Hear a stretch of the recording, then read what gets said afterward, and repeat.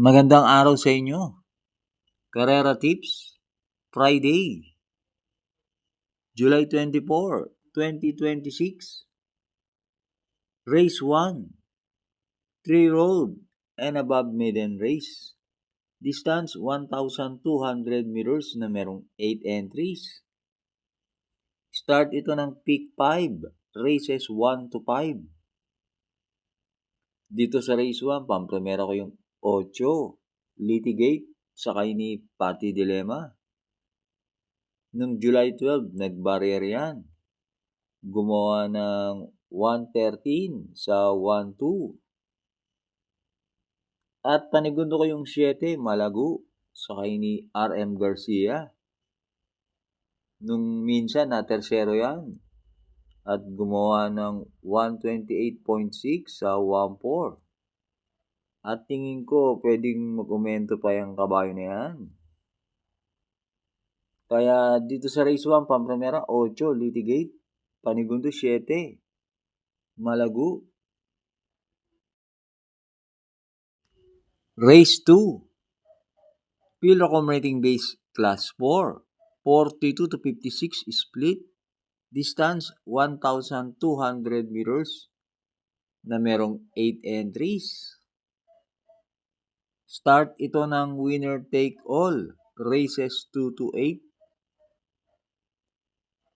Dito sa race 2, pampremera ko yung 2, Easy Way, sakay ni John Alvin Guse. Maganda ang panalo niya nung July 10, banderang tapos. At panigundo ko yung 3, Boss Ako Naman, sakay ni JB Bakaykay. Alam naman natin yan, si Boss Ako Naman, may tulin at naisusunod din. At angkop sa kanya ang distansyang 1-2. Kaya dito sa race 2, pampremera, 2, Easy Way. Panigundo, 3, Boss Ako Naman. Race 3, 3 road rating base na merong 7 entries. Distance 1,200 meters. Start ito ng peak 6, races 3 to 8. Magandang karera tong race 3. Diskarte na lang magkakatalo to. Pampremera ko yung 2, Maris Centuries, sakay ni JT Pabilik. Maigsi lang ang karera, tingin ko yan ang babandera. At panigundo ko yung 4, Bituin, sakay ni Val Dilema. Kung sakaling lutsahin ni Berting si Maris Centuries, pwedeng mapabor kay Bituin. At pantersero ko yung entry number 5, Sexy Bomb, sakay ni Patty Dilemma.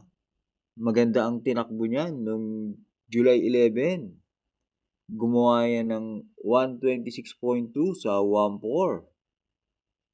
Kaya dito sa race 3, pampremera 2, Maris Centuries. Panigundo 4, Bituin. Pantersero 5, Sexy Bomb.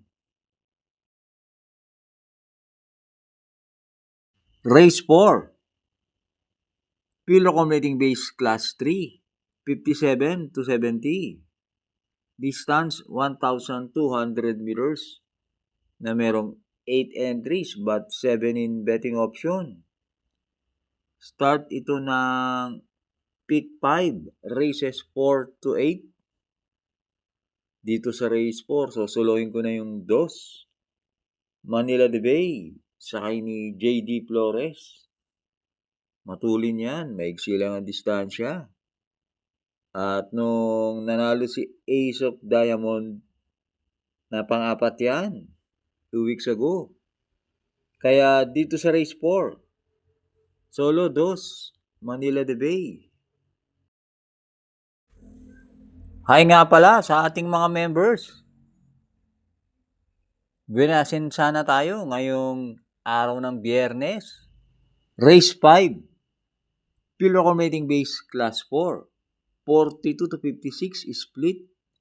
Distance 1,200 meters na merong 8 entries but 7 in betting option.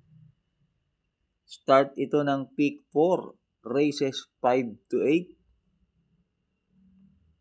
Dito sa race 5, pamprimera ko, nakalalamang. Entry number 4, Flywheel, sakay ni C.A. Reyes. Nakatagpo ng magaan na laban si Flywheel. At panigundo ko yung entry number 6, Bukawi River Town, sakay ni N.C. Lunar.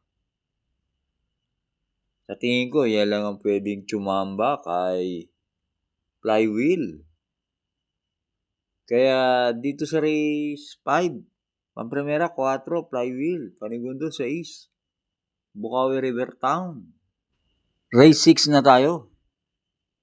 Pure Accumulating Base Class 4, 42 to 56 split. Distance 1,200 meters na merong 8 entries but 7 in betting option. Dito sa race 6, pamprimera ko yung couple entry na 4 and 4A. Babe in Hablat, sakay ni Mark Alvarez. At War Chief, sakay ni RC Baldonido. Parehas may panalo yan. At panigundo ko yung entry number 3, Art Seb, sakay ni JL Lazaro. Ilaban lang yan ang koneksyon. Tingin ko may panalo rin yan. At meron yan best time na 112.8 sa 1-2.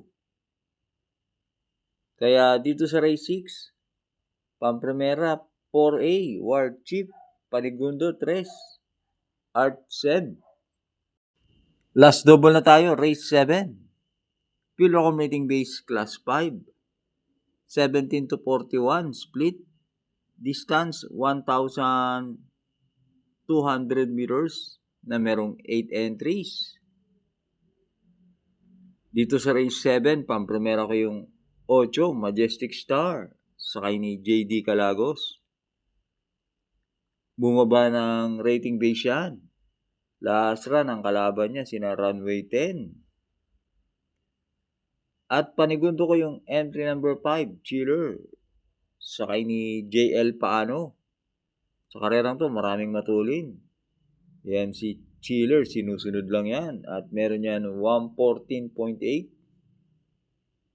At pantersero ko yung babandera na entry number 6, Sahib, sakay ni R.A. Base.